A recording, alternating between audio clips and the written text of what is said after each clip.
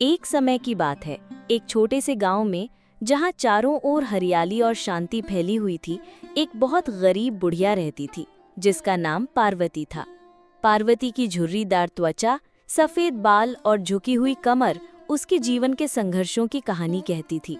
उसके पास एक छोटी सी टूटी फूटी झोंपड़ी थी जिसकी छत बारिश में टपकती थी और दीवारें सर्दियों में हवा को रोकने में नाकाम रहती थीं। उसके पास कोई रिश्तेदार नहीं था और वो बिल्कुल अकेली थी। उसकी एकमात्र संपत्ति एक बूढ़ी दुबली पतली गाय थी जिसका नाम गौरी था। गौरी पार्वती की तरह अपने जीवन के अंतिम पड़ाव पर थी।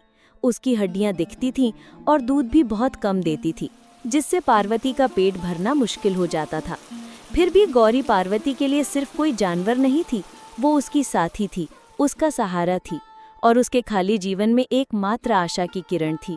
पार्वती गौरी को अपनी बेटी की तरह प्यार करती थी।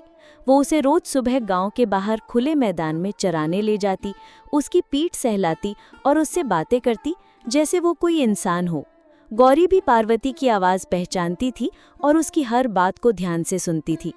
गांव के लोग पार्वती की गरीबी जानते थे, लेकिन उनकी अपनी समस्याएं भी कम नहीं थीं। कुछ दयालु लोग कभी कभी उसे थोड़ा अनाज या खाना दे देते थे, लेकिन यह पर्याप्त नहीं होता था। पार्वती और गौरी अक्सर भूखे पेट ही सो जाते थे। पार्वती का सबसे बड़ा डर ये था कि एक दिन गौरी उसे छोड़कर चली जाएगी या वो इतनी कमज़ोर हो जाएगी कि वो दूध देना बंद कर देगी। अगर ऐसा हुआ तो पार्वती के लिए जीना असंभव हो जाएगा। एक दिन गांव में बहुत भयंकर सूखा पड़ा। नदियां सूख गईं, खेत बंजर हो गए और घास का एक तिनका भी नहीं बचा। जानवरों को खाने के लिए कुछ नहीं मिल रहा था। पार्वती और गौरी के लिए ये स्थिति और भी भयावह थी। गौरी बहुत कमजोर हो गई थी, वो मुश्किल से खड़ी हो पाती थी और उसकी आंखें हमेशा उदास रहती थीं। पार्वती अपनी प्रिय गौरी को इस तरह पीड़ा में देखकर अंदर से टूट रही थी। उसके पास उसे खिलाने के लिए कुछ भी नहीं था। उसने गांव में हर जगह भोजन की तलाश की, लेकिन कहीं भी कुछ नहीं मिला। पार्वती ने फैसला किया कि उसे अपनी प्रिय गौरी को बचाना ही होगा, चाहे इसके लिए उसे कुछ भी करना पड़े। एक रात जब पूरा गांव सो रहा था, पार्वती अपनी झोपड़ी से बाहर निकली। गौरी उसके पीछे पीछे आई।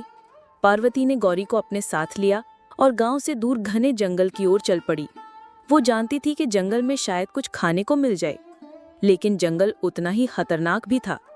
कई दिनों तक पार्वती और गौरी जंगल में भटकते रहे। वे कभी कभी सूखी पत्तियां या गिरी हुई टहनियां खाकर पेट भरते थे, लेकिन इससे ज्यादा कुछ नहीं मिलता था। गौरी की हालत दिन ब दिन बिगड़ती जा रही थी। एक दिन वे एक छोटी सी नदी के पास पहुंचे जो सूख चुकी थी, लेकिन उसके किनारे पर थोड़ी सी हरी घास बची थी।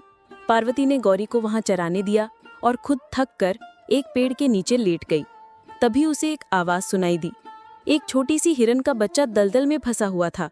वो मदद के लिए रो रहा था।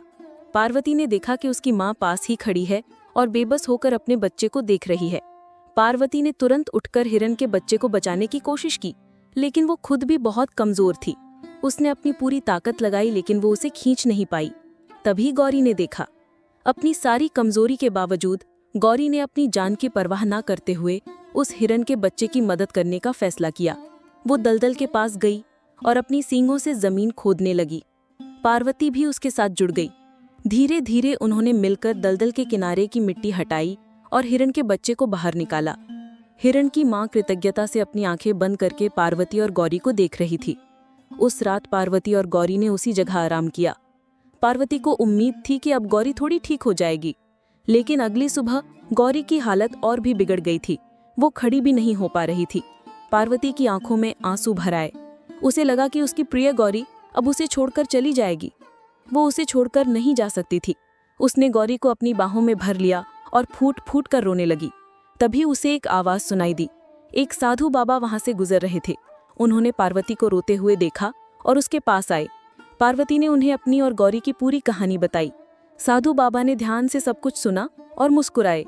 उन्होंने कहा, बेटी, तुमने अपनी गाय की सेवा और प्रेम से एक बहुत बड़ा पुण्य कमाया है और आज तुमने एक हिरण के बच्चे को बचाकर अपनी जान जोखिम में डालकर एक और नेक काम किया है।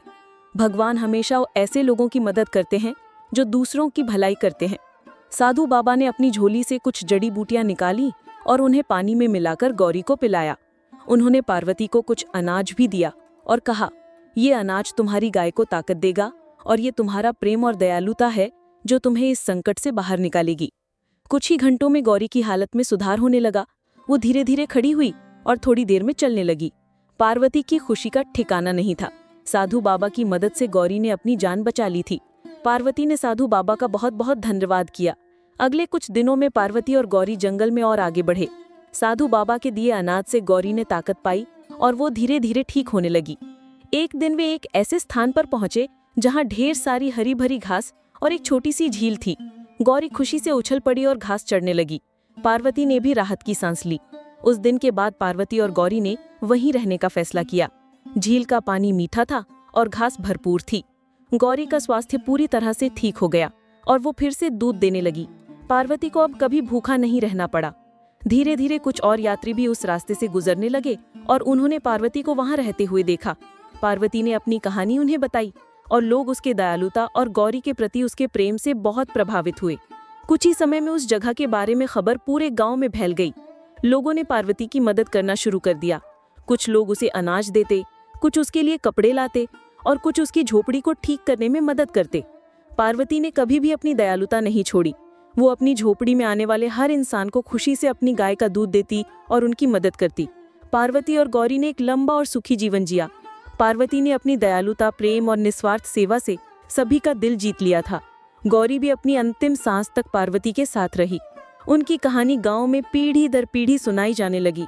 एक ऐसी कहानी जो बताती है कि दयालुता और निस्वार्थ प्रेम हमें जीवन की सबसे बड़ी मुश्किलों से भी बाहर निकाल सकते हैं। ये कहानी हमें सिखाती है कि सच्चा धन हमारे पास मौजूद संपत्ति में नहीं, बल्कि हमारे हृदय में छिपी दया और करुणा में होता है।